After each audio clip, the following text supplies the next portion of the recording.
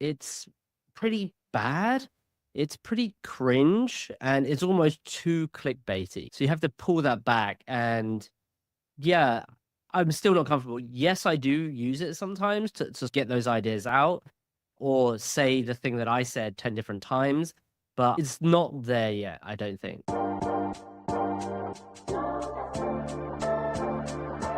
Hi, Chris. Thank you so much for joining me. Glad to be here. Thanks for having me, Jen. You bet. You bet. So, I like to start off with what's on your mind these days? Yes. Well, UX Playbook is on my mind. And for the folks that don't know it, it's helping designers create their first portfolio to building their first design team and everything in the middle. So I support designers with playbooks, courses, and coaching. And so, of course, that's on my mind because I'm thinking about it every day. I'm working on it every day. But also, I am thinking the evolution of what it would be. And because being your own boss, you get to dictate how you do things and how you live life. So I want to be more purposeful in terms of designing this business or this baby of mine around my lifestyle. And I'm thinking, okay, well, where is UX Playbook going to go in the future? And one thing that I've been thinking about, and I think I'm really passionate about it, is design and business. And I'm thinking of ways to help designers like myself a couple of years ago who want to be independent and start out on their own. So that's really majority of the time I'm thinking about that. I can't help but think about new products. So that's just one sort of direction that maybe UX Playbook is going. Yeah. It sounds like running your own business is your focus. Tell me a little bit about why that is something that you're really passionate about and encouraging others to do. Why I'm passionate about it and why I want to encourage others to do it. When I was 30 years old, I thought starting a business meant registering a company. So that's exactly what I did. And it was a huge waste of money, and I never did anything with it. It was only till years later, after I quit my job and was working with some friends and we ended up starting stuff together, I realized what it actually was, right? It's not getting a new logo out, it's not designing that website, it's actually getting that first customer. That is what business is about. When someone pays you for something, that's the start of it. I think a lot of designers get this wrong. And just because I've been doing a lot in the past 4 years since I quit my last full-time gig, I've made a lot of mistakes. And I feel like I don't mind being blunt to designers who are blocking themselves. And if they want to do it from the content angle, I feel like I have done relatively well in the past 2 years. So I'm happy to share. I think that's also in my personality to share stuff. And that's why I create content as well. So yeah, I think a mix of those things. Okay, that sounds great. So, you're talking about creating content. What kind of content are you creating? I'm doing quite a bit. I've slowed down recently, but at one point we were doing a TikTok every day, a YouTube short every day, a YouTube long once a week, a bi-weekly newsletter, and then posting every day on LinkedIn and Twitter. Now that's not the case. I no longer do these short videos every day because it is a lot and a lot of work. But at one point it was like, how many platforms can we be on? And can we just blitz these platforms? But now what's consistent is LinkedIn is every day, near enough, I think. Yeah, every day or near enough, but 800 days in a row. Same with Twitter, a weekly newsletter. So we scaled that down back to a week. And then sometimes videos on YouTube, Instagram. And I also do 2 live events monthly. These are broadcasted on LinkedIn or whatever the video streaming platforms are. And the good thing is I repurpose everything. So I can write once and then it can go on a bunch of different platforms. But those are the typical things I'm doing, more writing than videos these days. Okay. Yeah, don't beat yourself up. One a day. Woo, that's a lot of content. Wow. So, Chris, what made you decide what platform you were going to put what content? I first started on Twitter and LinkedIn. I optimized the content for Twitter, just writing, because it was short, but we would do threads. So then I was just like, okay, I'll just throw it on LinkedIn. And when the Twitter growth and LinkedIn growth didn't, and it just compounded over time at a better rate. That really helped. So the data there really helped. So now LinkedIn is one of the most effective channels for me in terms of audience and growth. But fundamentally, I always just look at the data. It's not always about impressions, followers, and views. Actually, if you're running your own thing and the goal is conversion, then you're thinking about like, how many people come from this channel to my website, right? And then out of those people, how many of them convert, right? Okay. Yeah. Don't. So the content that you put out should ideally resonate with those people on that platform to then lead them to your desired goal. When you decide on which platform it is, of course, you have to think about what kind of content is it. Like a video on LinkedIn might do well, but might not do well. It might do better on Instagram. It really depends what kind of content it is as well. So you have to take into those things into account. Yeah. Sure. Do you consider some of the, I'll say guesses of what content will work best or better on a certain platform? Do you feel like it's a crapshoot, or do you feel like there is a bit of a formula that is working? I think it's probably a bit of both. I think you can look at others and be like, okay, well, that performed for that person. Will it perform for me? And I do those experiments all the time, right? Because some of them work out, some of them don't. Twitter is quite known for memes, and only recently LinkedIn opened up to that. So I think it's just around experimentation. I don't think there's a set formula. I think as someone who creates content, just try a bunch of shit. And then if your audience likes it, they like it. And then can you then repurpose that again? Because if you look at, and I like to use Clio, shout out to Trevor, a great product. If you use Clio and you look at some really big content creators like Justin Welsh, 4 out of his top 10 posts are recycled, maybe even 6. Literally the same content that he posts 3 months later. Like might have changed the image. He might have slightly changed the hook. Sometimes he doesn't change anything and it still blows up. So it's really leveraging what works for you, but also experimenting with other sort of like quote unquote viral formats. But you never know, like something you put in like 10 hours to write a piece could be absolutely trash versus something that you put 5 minutes in. So who knows? Yeah, that's very true. So when you're talking about recycling, you're not saying repurposing, putting the same content on multiple platforms. You're saying bring it up again at a later time. Yeah, you should do both. You should write once, distribute on all the platforms in different mediums, maybe different hooks, whatever it is. But you should also, if it does work, just try it again like next month. Because the good thing about the internet is everybody has a short-term memory. So if it worked before, the probability is high that it'll work again. It might not, but who actually cares? Right? It doesn't really damage anything if you just post the same thing. You still wrote it in the first place. I'd like to talk a little bit about, you're talking about writing and you're talking about video. What are the pros and cons of both of those approaches? Writing is great. I've learned a lot just creating content in general. Writing gives you clarity of thought. I think just having to sit down and to communicate something effectively forces these nuggets out versus just riffing off it. But the good thing about video is you're bringing in lots of different disciplines. Like you're thinking about lighting, composition, you have to know the gear. You are learning to storytell, you're learning animations, sound design. There's a lot of good things to learn about video. And I spent probably about a year-ish just after I quit my job. Okay, well, I don't have anything to do. Let me just learn video production. And that was really fun. I think that the good things, just the learnings in general. And then potentially the challenges, video takes a lot of time and it's really expensive as a hobby. Yes, you got to get the lights. You've got to get the camera. You got to get the microphone. Like everything just adds up in terms of cost, but then also it's really time consuming to learn about it and then do it and create this video. I used to spend average 3 hours on a 1-minute edit. It took me that long to get all the sound and all the things. Now I'm a lot quicker, but it just sinks a lot of time in terms of a creative endeavor. I think more cons for video than there are for writing. I think with all these like GPTs out there, it's really easy to just spin something up, right? For video, it's not so easy, although we do see some of these platforms out there. In terms of those two aspects, I think those are the main pros and cons for me. Yeah. Well, speaking about AI tools like GPT, and writing. What are your thoughts in using a tool like that for writing?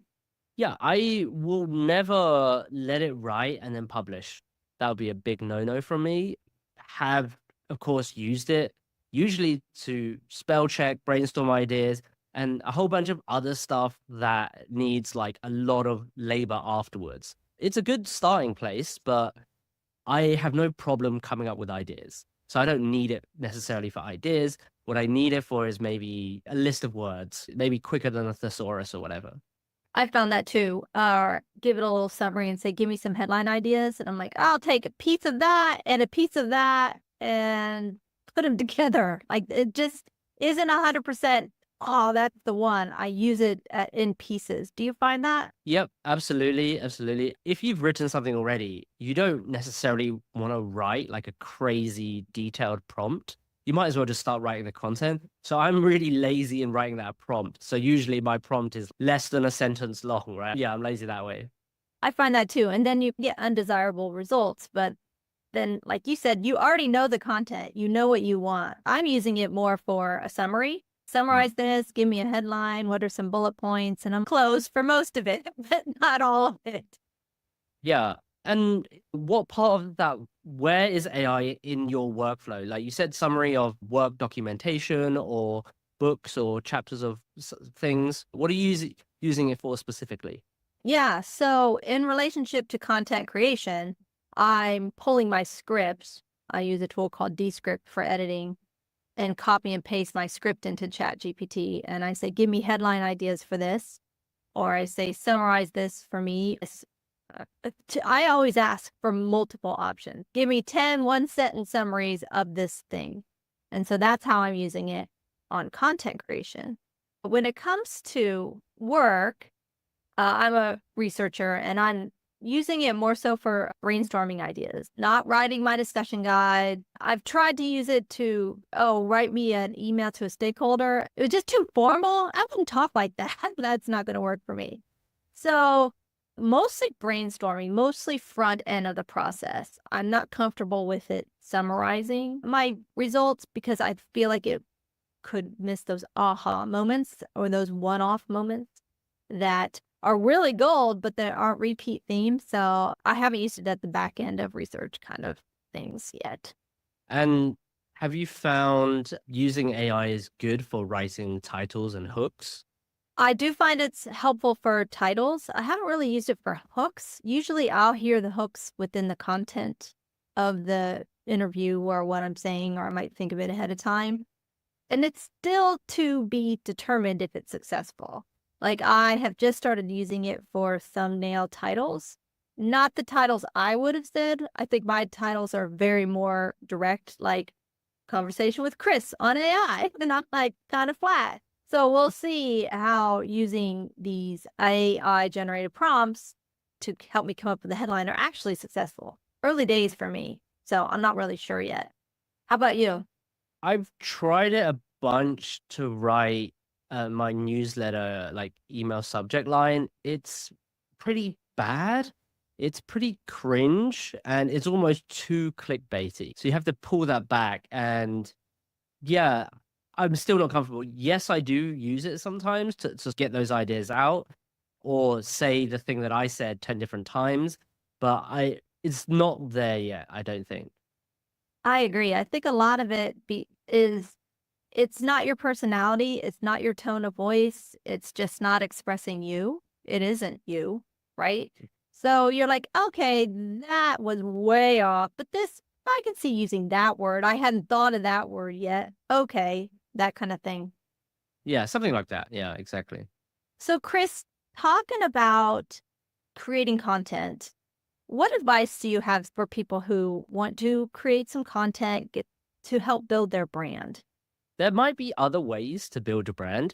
Is content creation something they've been thinking about? Do they want to experiment? I think it's fine to just be like, oh, I want to give it a go. Then you have to think about what medium. Writing is almost always the lowest barrier to entry because you're writing every day anyway, you're chatting through text, whatever, right? It's the easiest form to go and publish it on one of these platforms. So that would be my advice in terms of if they did want to post content. and building their personal brand. But building your personal brand could also be like you getting speaking gigs, you holding up your hand in your company saying, I'll lead this workshop. There's a bunch of other ways you could do it. It really depends if content creation is something that person is interested in. And I'll also ask why they would want to build their personal brand. What is it for? What's the end goal? Is it to get a job? Is it to get a raise? Is it to sell products and services? Is it to go freelancing? What is the goal? So there's a bunch of other ways, I would say. That's fair. So in UX Playbook, do you talk about personal brand? I actually specifically talk about LinkedIn just because that's one of the places that your employers would look at. So it's more of a, okay, here's what you need to do with your LinkedIn. So it's not so far as a holistic take on personal branding because it's such a big topic, but it's more like, okay, here's what you should optimize for in your headline, your banner, your photo, and all that stuff. So you look a bit professional and you can also communicate what unique value you add. So I just launched this course called Job Sprint, and the first module is about personal brand. So it's really like understanding yourself, what your unfair advantage is. So I like to have 3 concentric circles. The first one is what a designer needs, and then it's like talent and skill, and then it's like passions and interests, right? If there's an overlap, similar to the Ikigai framework out there, if there's an overlap, then you can easily communicate that to your potential employer or just put it on your LinkedIn. I would say that yes, building things online or creating things online is great for personal brand, but yeah, it doesn't have to be content. It could be products that you put out there. But if you do, let's just say someone says, okay, I'm very sure that I want to create content. Okay, cool. So what should they be thinking about? I think content creation is a bit glorified and a lot of people get really lucky really quickly. What are some goals that you have heard people say and maybe that you encourage them to refine to help them with the strategy? From Tice, another content creator, brilliant, but he just wanted to get better at writing. So I think that was good. Going in with not that high expectations, what is the measurement of better? He was just like, look, if as long as I do this every single day for half an hour, I'm happy with that. And they go viral. Just know that most of us don't get lucky. They are the outliers. So how do you build it over a long space of time? You have to actually commit to it and consistently show up. I think everybody says that, but it's actually true, right? Like it took me 10 months to get to 10,000 and then 3 months to get to 20,000. I would have never got to 20,000 if I just quit a year in, right? So really it's building that muscle. So whether it's video or writing, just building that consistent habit and muscle, because it gets easier and easier over time. And then you can iterate based on the metrics if that's what you care about. And that's what we cared about. So of course we shifted. But for you, it could just be like being a better writer, being a better storyteller, being a better video editor, or all those things. But have a goal to this personal brand thing. And that should help you like stay motivated. So thanks for that. So what are some goals? I think that could actually be challenging for some people. They don't really know what a goal could be. Like it could be, I want to get a job or I want to be known.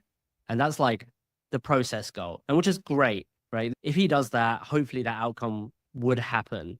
But maybe it's like a bad goal would be like, I want to earn $1 million from content. Like that is crazy because if you don't earn any money, you'll get demotivated straight away and you just throw it away. So that's not a good goal. To get a job, one that folks say a lot, but really they don't know what job. Maybe they want a UX job, but they're not specific enough. What types of companies, who do they want to work with, what types of product they want to work on. So it's very fluffy. And will posting a content help you get a job? Maybe, but it's not certain. I would rather actually hunt down these people and knock on their doors and be like, yo, how can I help you? Versus create content and put it in the wild. I think that's like a different strategy. Some other goals. Yeah, I want to be known, but known for what? You could be known for doing something really stupid. And that's probably not a good way to be known. So I don't know. I mean, like, if that's their goal, up to them. But I just wouldn't have something like that. I wouldn't have a goal like that. That's fair. And I think there's a difference in those examples that you gave, the goal that you can control versus an external factor, right? Follows and likes. You don't have control over that, really, Exactly. So why bother? right? So you mentioned you were up to 20,000. Is that followers on LinkedIn? What were the numbers that you were talking about? Yeah, so it took me 10 months to get 10,000 followers on LinkedIn. And then I believe 4 months to get the second 10,000, so 20,000. And then 3 months to get 8,000. And then, so it's just like snowballed. So now I think I'm on about 40, but it just snowballed. Growth has stunted. We were doing at one point at the peak, like 1,000 a week, which was great. Yeah. So definitely need to look at the data there to see what worked. We haven't changed much, I'll be honest, in terms of what we're producing, but now we're getting more strategic with what we're posting. Of course, everybody gets stuck in the impressions, followers, likes, and get all that stuff. That does cloud your judgment because you crave for it. It's that dopamine. It's not that important unless you're working with a brand and they care about that stuff. Then that's the goal. Then it's important. But if you're doing it for yourself and continuously and for your business, then you shouldn't care about it too much because you have 365 shots on the goal, right, every year. So you're fine. And maybe more because different platforms. Yeah, one thing that doesn't perform is absolutely fine. Yeah, that's true. Chasing those numbers can be exhausting for sure. Mhm. So, Chris, what do you think is some of the value of that growth? Do you feel like it's the content that you have created that has contributed to that growth? Do you have any ideas? Yeah, honestly, I don't know. It definitely has been a series of experiments. Love looking at what others are doing and what others are trying and trying it. And if it works, we'll try it again. If it doesn't work, we'll shift. So it's a constant moving kind of target where it could be algorithm based, it could be timing. There's so many different variables. So we just try and focus on what works. And if it excites us, then we'll put it out. We'll be like, oh, this hasn't worked before, but it's dumb. Should we try it? I think if it's not fun, then why do it in the first place? So yes, you should stick to things that might work, but continuously push whatever the bar that you've set yourself as. I do want to add to, yes, you shouldn't really care about these numbers to an extent. A lot of folks do care about it. If you're working with, let's say, sponsorship, it does add some credibility.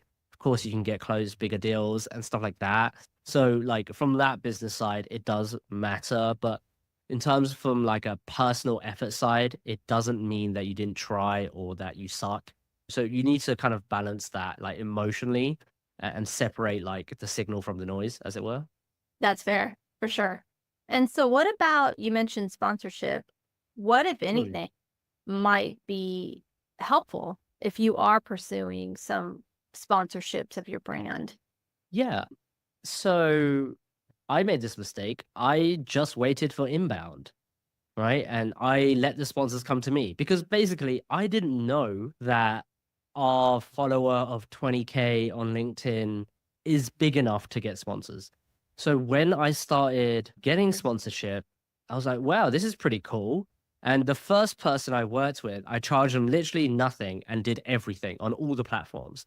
And then I slowly increased my price over time and did less because if they want you to do more, they should pay for it. But at the beginning, it's okay to do like a great job and to really put yourself out there and just help the brand. And even now, I'm still raising my prices. If someone has paid X amount, I'll be like, okay, cool. Now that I've validated that someone would pay me for that, I'm just going to increase the price. So don't be afraid to increase your price. And you'll know quickly that if you filled up your inventory, say you have like 2 posts a week or 1 post a week for sponsors, if you fill that up like a lot, then by all means raise your price. This month, I completely packed out my inventory and I actually had to have more.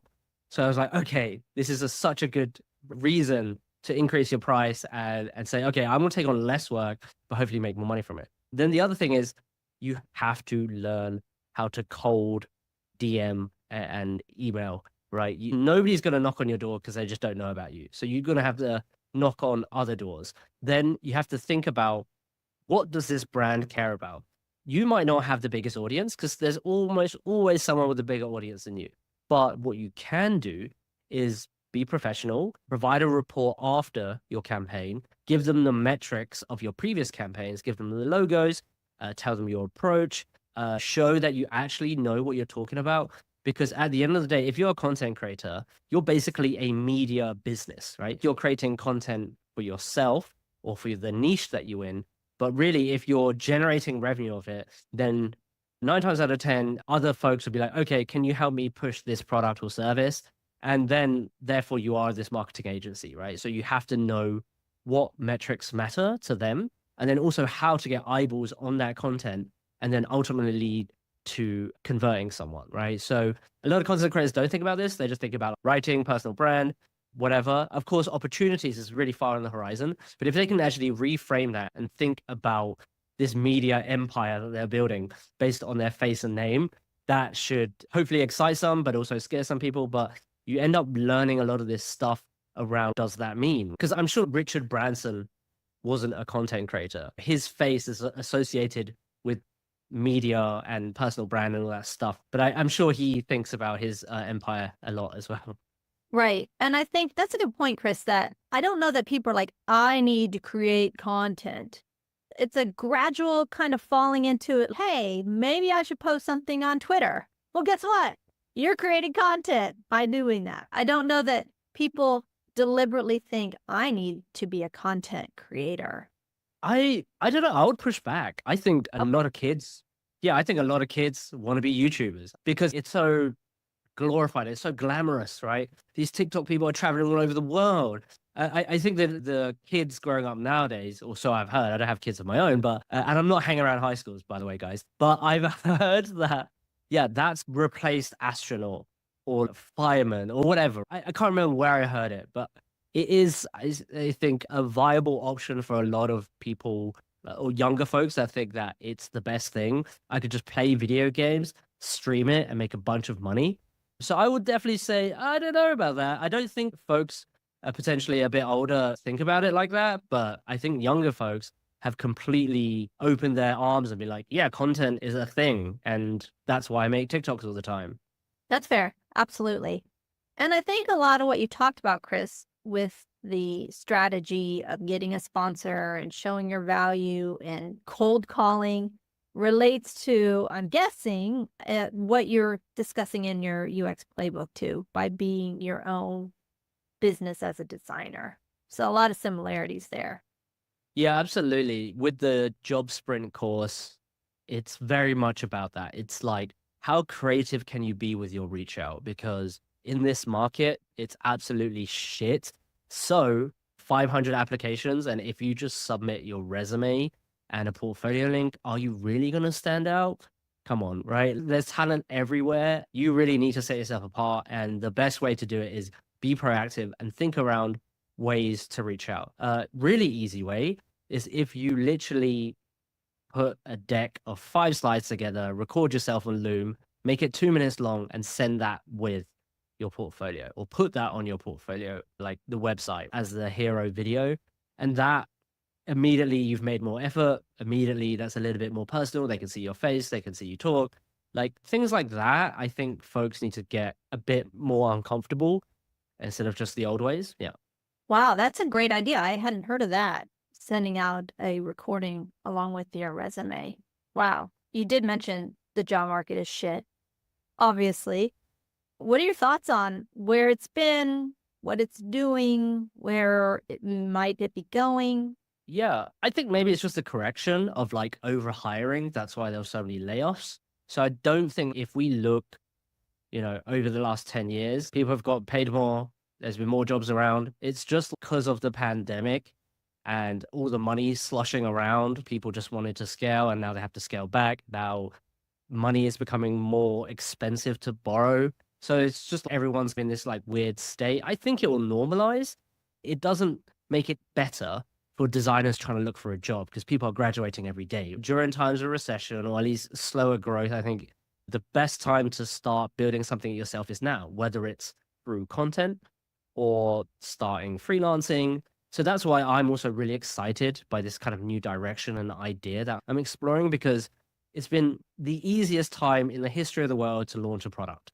No code tools, framework, whatever it is, right? So I think it's just like, hey, if you're not getting the luck in job search, why don't you try your luck at doing something else that's potentially immediately revenue generating versus like a job is very down the line kind of thing, or do both at the same time. You can't job search for 16 hours a day.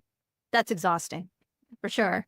So, Chris, what advice do you have for someone who's thinking about, oh, I want to get myself out there, I want to stand out? What advice do you have for them?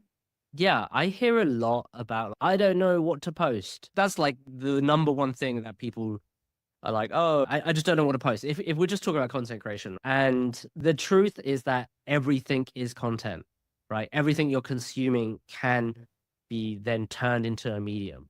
If you're not like, okay, I need a special thought around this thing, you could actually just look at the existing thing you do and then make that worthy of the internet. And it is worthy of the internet, where you can take a picture of your wireframe, put a phone behind you while you work, whatever it is. Everything is content. You just got to start. It gets easier. And the easier it becomes, the more interesting it becomes, because you'll be good at it, right? It's just this wheel of motivation that goes around. But it's not that hard. And everybody has some sort of social media account. It's usually free. So why not? You can always give up. If anything, you've learned some skills of marketing or writing or video editing. There are skills that you gain from doing this. It's whether or not you can get over this mental prison that you put yourself in. That's like, I can't do this. I'm shy. I'm not a thought leader. It doesn't really matter. Nobody's a thought leader. It's fine. Yeah, absolutely. I know that was a big hesitation for me. I'm like, oh, I don't know what to say. Why would anybody listen to me? And then I was like, ah, screw it. Just talk anyways. If no one's listening, like you said, you will learn skills, you will build skills. 2 months ago, I never opened a video editor before. Now I'm video editing. What? If you said that to me a year ago, you'd be editing video. I would have laughed in your face. Yeah, and so I want to talk about three things that like the good aspects of content creation. So we just spoke about like the pros and cons of writing and video, but in terms of like actually making stuff and putting it out there. So the first one is obviously opportunities. Everybody always sees those opportunities. You meet people that you would never otherwise meet because you've just opened up your network so much more. There's potential collaboration. There's partnership with brands. Like you could work with a brand that you've always admired that you probably would never get a job there, let's be honest, but that's fine. You can validate a product idea quicker because now you have people that trust you and likes what you're saying. You can just be like, hey guys, what do you think about this? So there are a lot of opportunities that come. And the second thing is you know how to present yourself publicly. I think this one's awesome, right? You get like more comfortable in your own skin, right? And you speak and you write, and that gives you clarity of thought, which I said earlier. And then the third one is because you're online all the time and you're not just consuming, like most people that go on these social media platforms, they are just consumers. Not many of them are creators, but you'll start to notice the folks that are creating stuff. What are they creating? And you'll learn from them. So it is really exciting. It's like another hidden layer of content creation that excites me more. Like I'm not just a consumer. I'm always following the folks that make stuff, and you just become a maker. And as a designer, you're almost like that's built in. That's why you're a designer. This is just another form, and it can be visual. It doesn't have to be visual, but for me, those are like the really good things that I could like bang home about. For sure. And it's like when you become a UX professional, you never see the world the same way. There's always opportunity to improve, right? Yeah, exactly. Sometimes you wish you could unsee some of the things that just drive you crazy because now you know they shouldn't exist. Yep. Yep. Well, Chris, I want to wrap up today with what my favorite classic UX question, which is there anything else that we didn't touch upon that you would like to discuss? I want to ask you, Jen, like you've been asking me all the questions. How's it going for you on your journey of content and stuff? Like, have you overcome some barriers? What are you excited about? Sure. Well, thanks for asking. I guess it's been about 2 months now for me to have a YouTube channel, and I guess the barriers I've overcome is the technical issues. We had some issues earlier on this call. Learning new technology, learning new approaches. I come from a design background, but never video editing. So that was a new dimension for me to learn, which has been fun, challenging, but fun. And so coming up with a plan and a strategy of what I want to cover. And really, to what you said earlier, I do a lot of public speaking. I do a lot of speaking at conferences, but I have been holding myself back creating content and expressing a point of view. And I'm trying to get more comfortable with that, which is odd because it's like you open your mouth all the time. So what's the issue? But it feels more permanent. Wait, that one time I said it at a conference, that was an hour and it'll never be back. But on a video, it could be there 2 years from now. So overcoming some of that fear of exposing myself, being vulnerable, saying something stupid, cursing too much on recording, which is a challenge for me to not do that. But I think those have been the biggest challenges to overcome is myself. Like you said, that prison in my mind, right? Yeah, that makes sense. And have you got over your own voice while editing, or you're still getting over your own voice? Because at the beginning, for me, it was terrible. That's a good point. That's a really good point. I think for me, it's like working on my eyes. You realize how much you fiddle with something or your eyes shift everywhere and you're like, why are you not looking at the camera? And so there's a person, his name is Sean Cannell. Runs Think Podcast and Think Media, and he has good advice. And two things that he says that I really appreciate is just hit record. Like you said, Chris, just get started. And the second thing is improve yourself 1% or in one way every time. And so I am doing that. Oh, the lighting was bad. Let me lighten it this time. Or, oh, I didn't do this. Let me try that the next time or figure out how to do that. Or, oh, there's a thing called tags on YouTube. Didn't know that was a thing. Let me add those this time. It is an iterative process and you are going to improve and you are going to learn and you're going to fuck up and you're going to make mistakes, but that's okay. We all do that. I think it's been the biggest eye opener for me because I'm like practice, miss perfectionist, get it right, sink hours into it. And I'm like, oh, well, don't have good makeup on today or I'm going to pull my hair back, but I'm just going to put content out there. Nice, nice. Yeah, I think it's something about being adults where there is this thing of, oh no, because we've done good work in the past, every piece of work that we do needs to live up to that standard or that story that we're telling ourselves.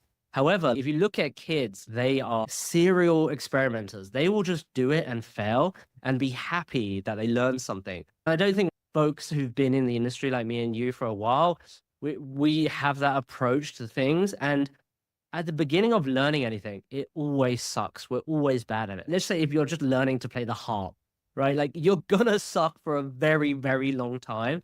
But when you get good, you're gonna love it and you're gonna keep doing it. How do we weed out the suckiness first? Or how do we get through that in the quickest time possible? And just get the reps in. The more we do it, the better we get anyway. That's just the law of probabilities. I'm always thinking about that. And I don't mind sucking. If you watch some of my videos, they are really bad at the beginning. I mean, arguably, they're still bad. But I don't mind. I have this thing in me that I'm just like, I'm just going to do it. Nobody gives a shit anyway. Yeah. And if they do, who cares? You can edit a lot of that out. Exactly. Right? Post-production is amazing. Yeah. Wow, it really is. I wish I had that for my life in general, but I'll take it for the video. So, Chris, what are the next steps for UX Playbook? Next steps is help more designers, whether it's build a portfolio, get a job, learn UX frameworks, or lead their first or second design team. So really just spread the word of UX Playbook and then think about the evolution of like, okay, once they've graduated from running a team and maybe they're bored, like I was in a 9-to-5, what else can we help designers with? Because I love working with designers. I think they're awesome, awesome people. And I think they make great CEOs and great builders. And I would just like to see more products in the world with style, with opinionated decisions, just like more interesting products versus products just built by engineers. And I think the world deserves that. And I think I want to be one of those guys leading that charge and like pulling people alongside me. So I think that's where's next. But remember, everything is an experiment. So it could fail. That's fine. But at least I'll have fun doing it. Right. Yeah, I love that. I love the thought of having more designers as executives and leaders. What a big difference it could be in so many factors. If something was human driven, user driven, design driven versus profit driven, right? What Mhm. a huge, huge difference that could make. Absolutely. Yeah. Well, thank you so much, Chris, for your time. I have enjoyed talking with you and learning from you. So, again, yes, thank you so much. Absolutely. Really enjoyed being on here. Thanks, Jen. All right. Thank you. Check out all my interviews with industry leaders on BlatzChatz.